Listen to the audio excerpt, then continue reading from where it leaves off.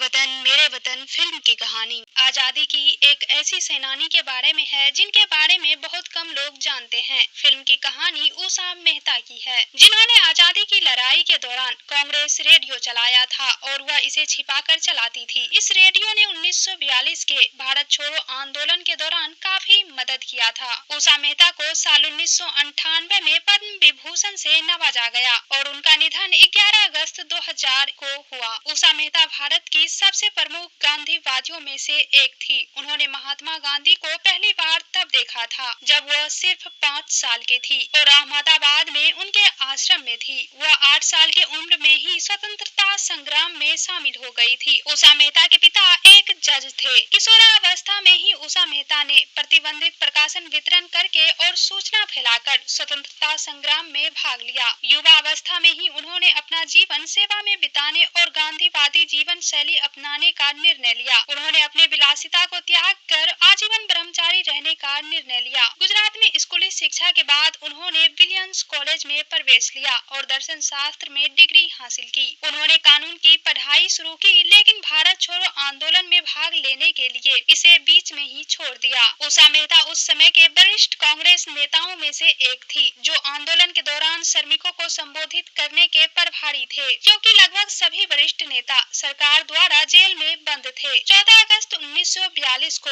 उषा मेहता ने अपने साथियों के साथ मिलकर सीक्रेट कांग्रेस रेडियो की शुरुआत की। इस रेडियो पर गांधी और अन्य कई नेताओं के संदेश को जनता तक पहुंचाए जाते थे। सरकार द्वारा कब्जा किए जाने से बचने के लिए हर प्रसारण के बाद स्टेशन अपना स्थान बदल देता था। आजादी के बाद उषा मेहता ने अपनी पढ़ाई फिर से शुरू की और बम्बई यूनिवर्सिटी से पीएचडी की डिग्री हासिल की। वे गांधीवादी विचार और दर्शन की विशेषज्ञ बन गई। उन्होंने अंग्रेजी और गुजराती में कई निबंध और किताबें लिखी। देश में राजनीति के गिरते स्तर पर उन्होंने दुख जताते हुए कहा, निश्चित रूप से यह वह आजादी नहीं है जिसके लिए हमने लड़ाई लड़ी थी।